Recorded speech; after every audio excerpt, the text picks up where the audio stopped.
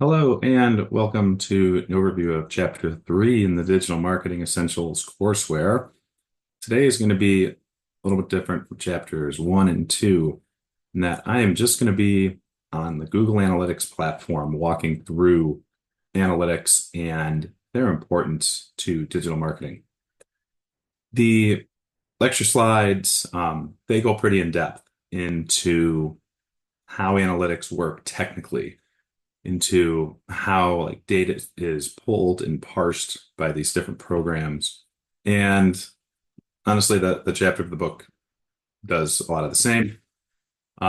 There are 7 sections of the chapter, and I'm here to tell you, really, you really only have to look at about 4 of them. It's good to read them all to get a good holistic understanding, but analytics is really boiled down to a couple of things. And I can do all of those right here. I think it's better just to show you how they work in the real world rather than just talk through it.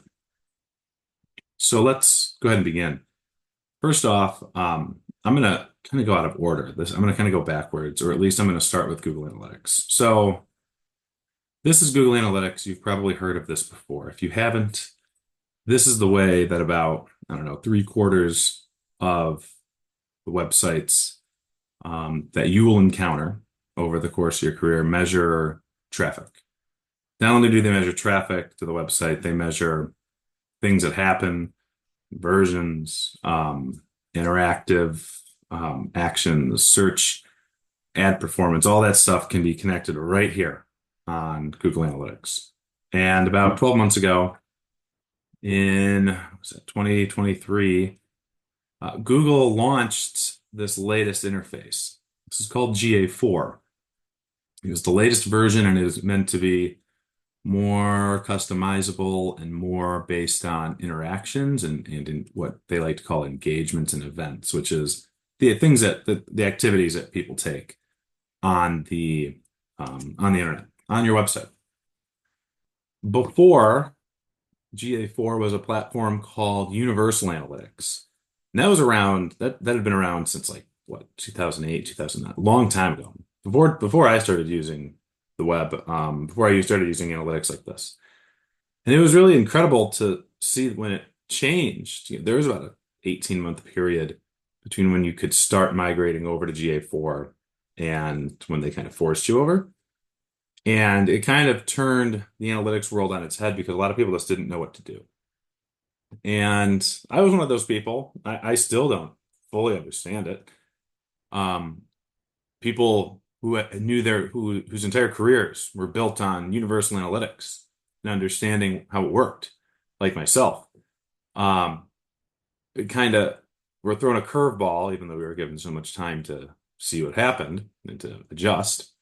Because universal analytics just kind of laid everything out there for you. It said, here's all your data, here's all the numbers, and you can do what you want with it. You can make reports, you can customize it, but along comes GA4, which was really simplified. It's down to 4 groups, four really menu items.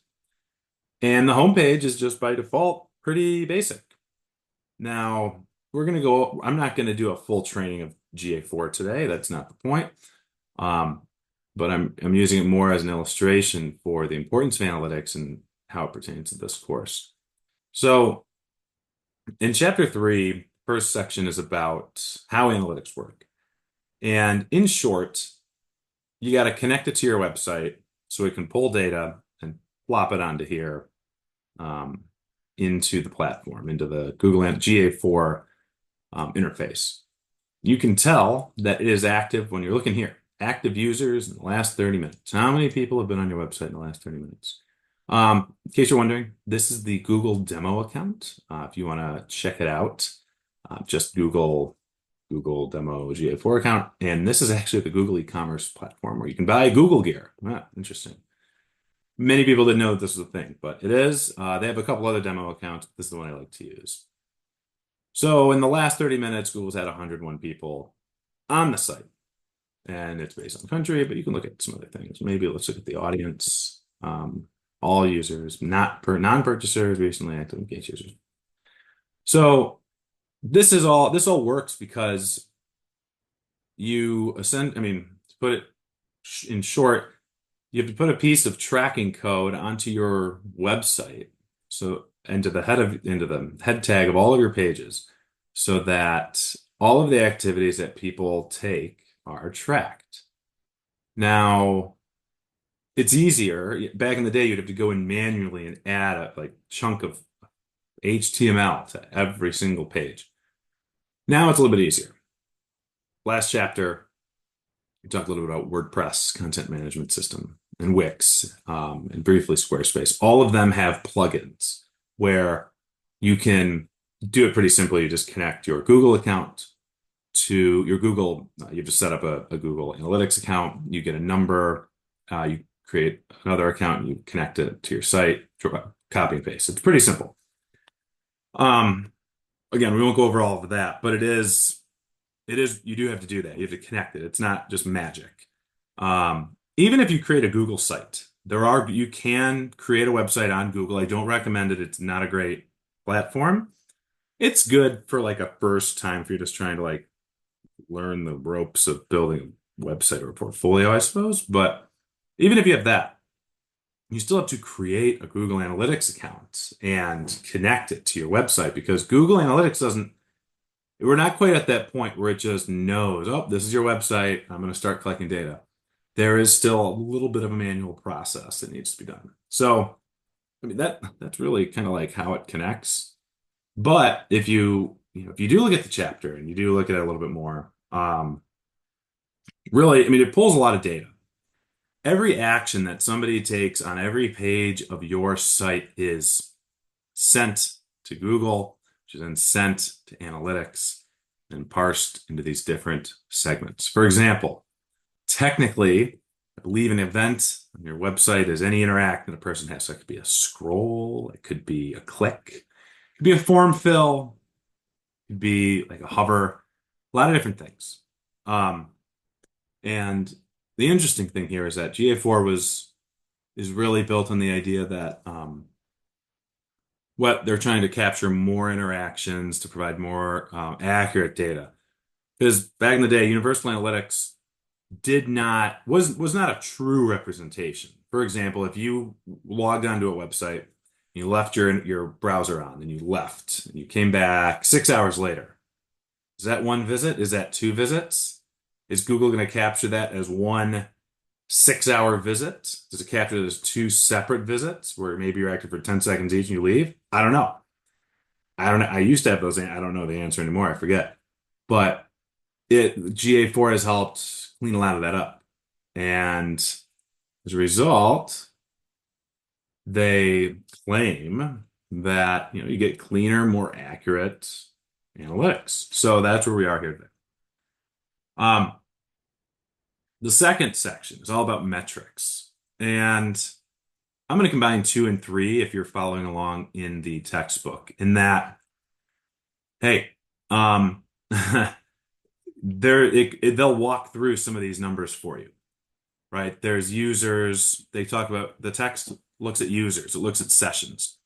And I believe the Google Merchandise Store is mentioned in the chapter where it says, users and sessions, the big difference is users are individual people. Sessions are total visits on the website. That means if I go to the website once, I am counted as one user in one session. If I go to this website 5 times, count as one user in 5 sessions. Big difference. Sessions will always be larger than users. Users is more. Most companies look at this first. Users is a more important metric. Having said that, if you run a media website, for example, and you're selling advertising, sessions is really important. You want as many as possible. You just want impressions. How many people are there seeing your ads? And it also helps because these are numbers you need to see, all right, how many visits are people taking? 16 goes into 22, I don't know, 1.3 something. So, you're more than one visit per user on average.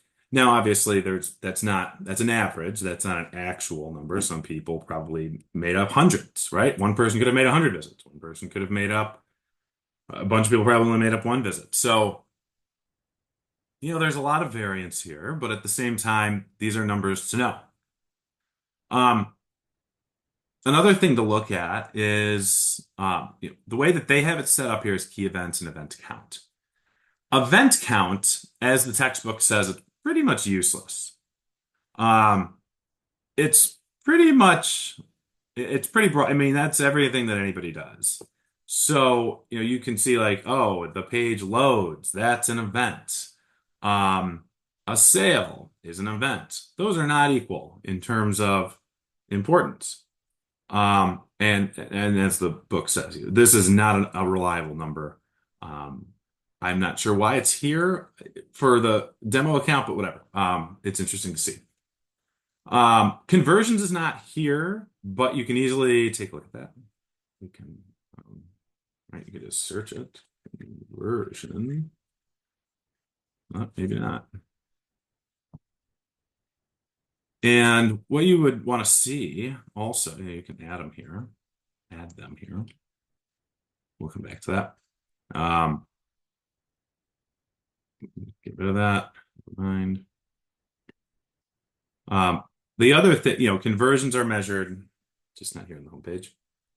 And a couple other ones at the web that the thing will show that the textbook talks about is engagement rate, engagement time, and those are all available here in these reports. Now, before I go any further, the explorations tab, these are created by people. I created a nice one there. This means that if you were to start a new website and you create an analytics account and get it all connected and you see traffic is flowing, okay, you will not have anything here. You'll have to make them up yourselves. You can create them yourself. It is not a super obvious thing to do. It might take a little bit of time to figure out. But there's a lot of editing here. Not going to go into it, but just know it takes a lot of it can take a little bit of work to figure that out. Rather, you might want to go to reports. And here is a little bit more of what we're looking for. So, average engagement time, that is, hey, how much time they're actively on the page. So, as the demo I mentioned before, if I open a website to the merchandise store, I'm there for 30 seconds and I leave. I'm gone for 6 hours and then I come back and I'm back on. That is however long I said was the first, that's the engagement time. It's not going to count 6 hours of idle cursor here as an engagement time. That's a new one. New from Universal Analytics. All this other stuff is from before. These were numbers you could pull before. When you look at users and new users, there are how many new people to the website in this time frame. This time frame is very important to see because if you don't have a frame of reference, I don't know, these numbers are kind of useless, right? You don't know if this is 28 days, 90 days, all time. If you can look back to, okay, this is 28 days, great. A lot of times for me, when I am using Google Analytics for any of my reporting, I really like to do a comparison. I usually just do the preceding period, or I'll do same period last year. If I go to that, this is assuming that all other things are equal. You can see, okay, users are down 17%, new users are down 14%.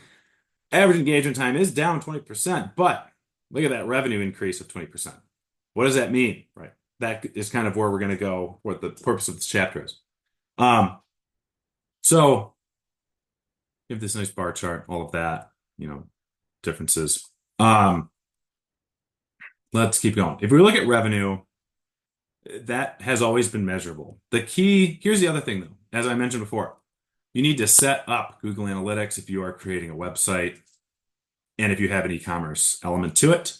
You have to assign dollar values for your items with Google Analytics. It takes some work. It is not an automated system. I'm sure there will be a day in the future where that all is automated. But here, in the mid 2020s, we're not quite there yet. Now, you can add monetary values for different things. You can add a monetary value to, I believe, more than just products. But the way that this is set up, you've always been able to do that. You've always been able to add dollar values to products and sales. Um, Honestly, the biggest challenge is that most websites don't do that. I don't actually know the official number. I'd be interested to know, but I mean, of all of the websites that I've ever worked on, I've worked on hundreds of websites in my career. I would say less than 5% actually have their analytics account monetized. So, yeah, I'd probably, we'll say about 200 websites, and out of that, eight had their website, had their analytics monetized. Yeah, 8 of 200. So that's 4%. Yeah, that seems about right. And it's incredible. I mean, half of them are not e-commerce platforms, so that's understandable.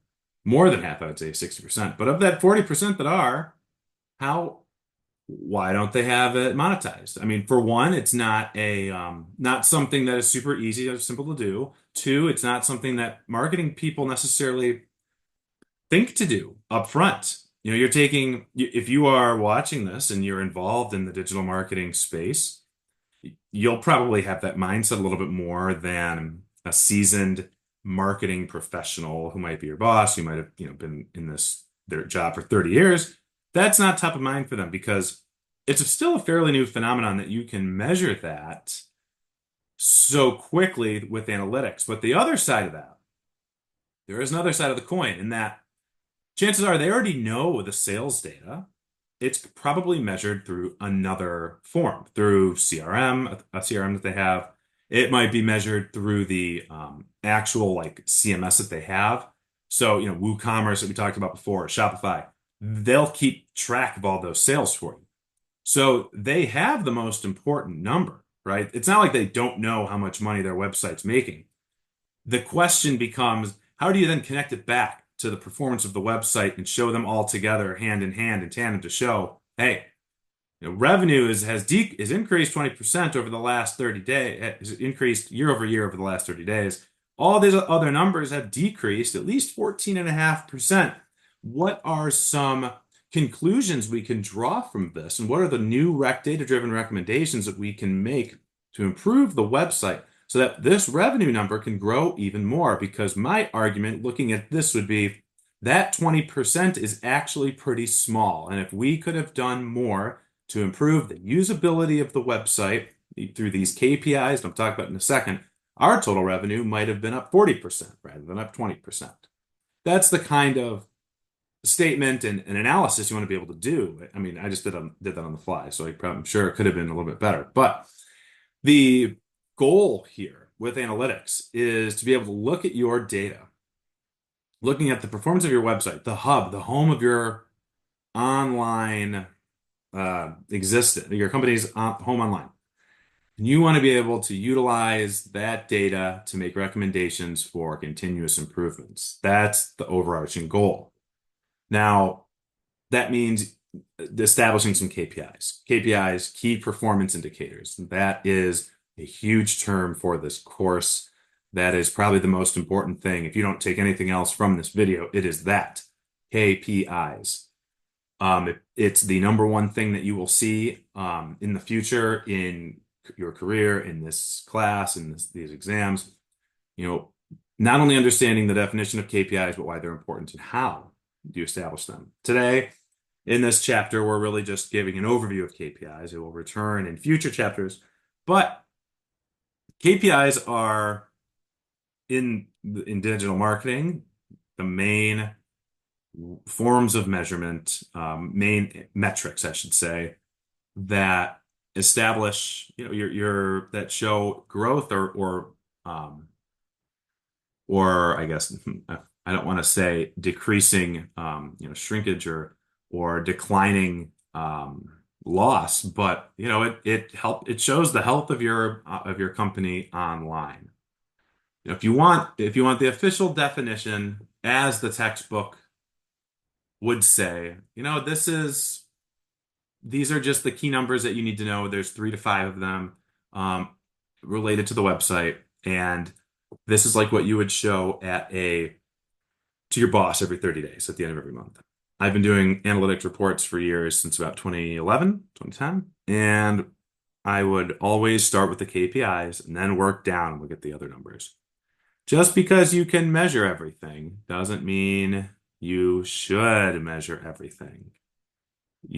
That's what called analysis paralysis, I believe, is what they refer to it in the beginning of the chapter. Um, so you pick 3 to 5 numbers, and different types of websites have different types of KPIs. I won't go through every sort, every type here. Um, just know, I mean, it's pretty straightforward.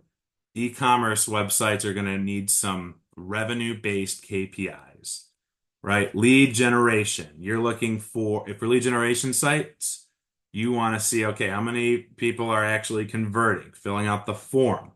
How many of those people that fill out the form are then becoming customers? And then how much is that customer worth? That's really important because I just wrapped up an engagement with a client who we crushed it on with a landing page and a form for lead generation and got all sorts of new customers. But then we noticed, I didn't learn this till the end, that the average value of these new customers was half of what their goal was. Now, I didn't know that there was a goal to begin with, so that, kind of set me back a little bit. But the fact, I'm sitting here under the impression that my KPIs are just to maximize conversions, maximize closing the deals. I'm giving you not just leads, I'm giving you leads that are going to become customers, new customers. That was it. Unfortunately, they failed to tell me that, hey, we need customers that are worth at least 5 grand, and you're bringing in customers that are worth like 2.5. Again, did not know that until the end. So it would have been good to know had I been aware of the larger organizational goals. I could have made some adjustments to the messaging and honestly to the audience to take it even back one step further. If you know who the audience is and you know what you're trying to land, that really dictates the rest of your work. But once you set your KPIs, you know what you're going for and who the audience really needs to be. So, that as a quick story and an aside, my KPIs were conversion rates. I had a closing rate, I believe they call it closed. What do they call it? Yeah, just the close rate. So how many people who fill out a form become a customer? That's not on the website usually. Usually that's something you have to connect with other people on your team for. And then there's closed deal value. That wasn't officially a KPI of mine. I would tracked it anyways because I was interested, but it was apparently a KPI for the business and not for me. That was not communicated. Um, but then I did have one other KPI, and that was how long people were engaged on the landing page itself. That was really interesting for me because I knew that there was a range. If the average engagement time was about a minute, there was a good chance that they were going to convert at a high rate. If that was way lower, it's like, okay, this isn't a good match. I'm out of here. But if it was too high and they were all over the place, my fear was that they were confused and they weren't really sure. Like they were not who I wanted. I wanted the people who could read the landing page. Be like, yep, yep, yep, yep, yep. This is it. Fill out the form, done. I didn't want the people who read the page. Okay, okay, okay. Don't know if I want this. I don't know. Look around, come back. I suppose. And then they don't convert. I wanted them to convert, not just on the website, but with the business. So that was really, really the big pusher here. Um, but then also, just to take it back one step further, these media websites I mentioned before, they're the ones that sell advertising. They're the ones that want all this stuff. They want users, they want new users, they want traffic. That's what they were going for. And you'll see in the courseware, that's another thing. If you're looking at a media website, your KPIs are all about impressions, just the biggest numbers possible so you can sell more ad dollars. That's the goal. You don't have to worry about social media KPIs and search engine KPIs because we don't usually make those. And if you do, nice.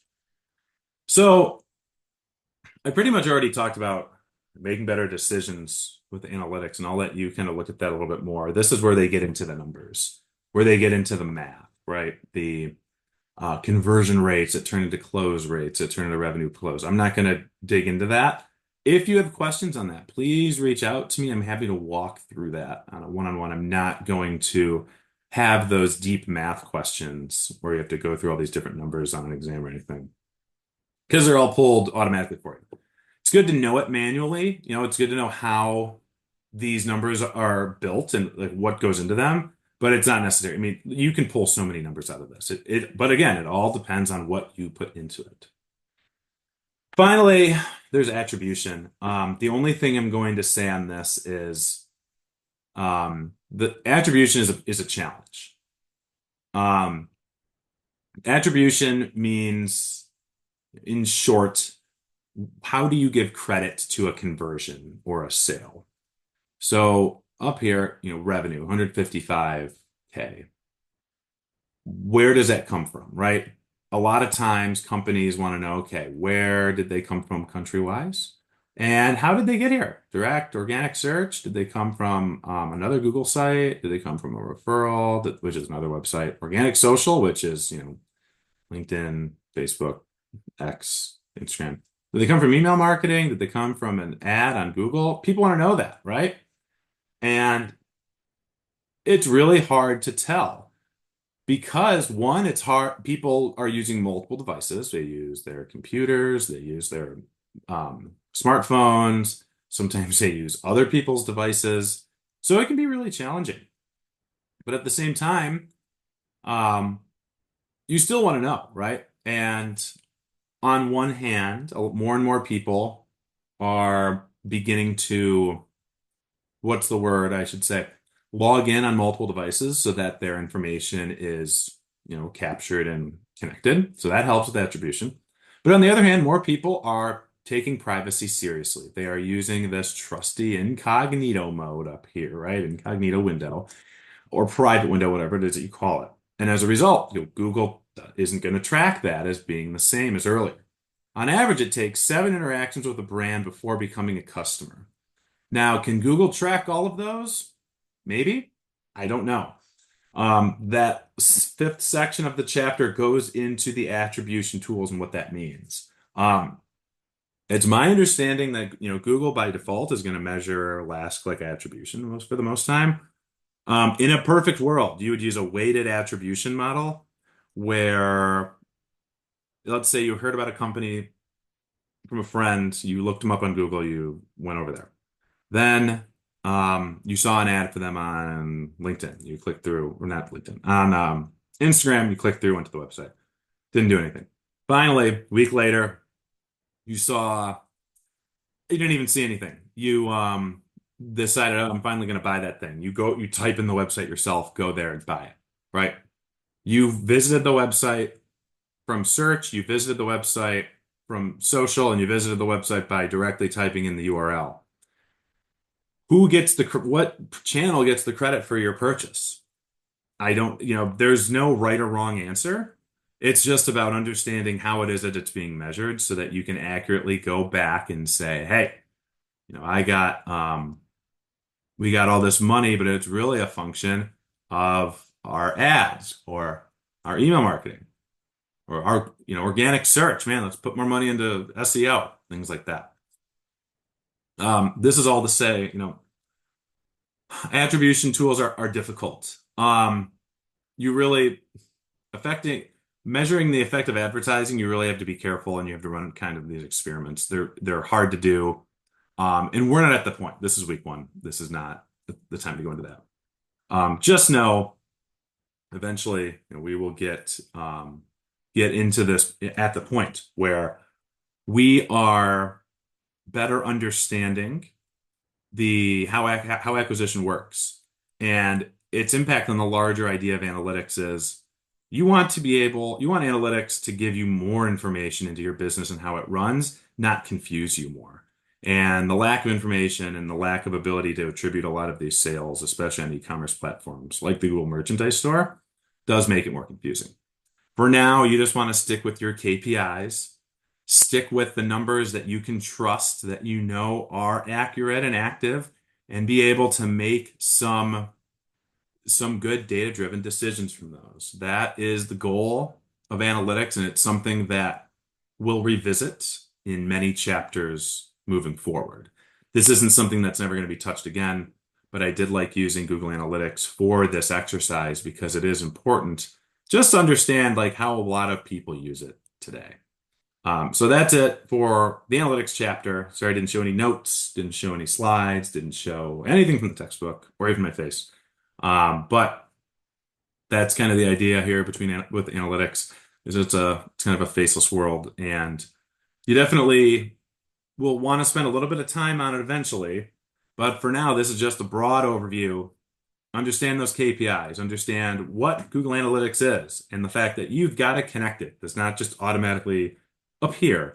And then finally, you also want to make sure to understand, hey, different types of websites have different KPIs. That is important. The same KPIs do not apply for every website. Different websites have different goals, which means they have different metrics that you need to measure.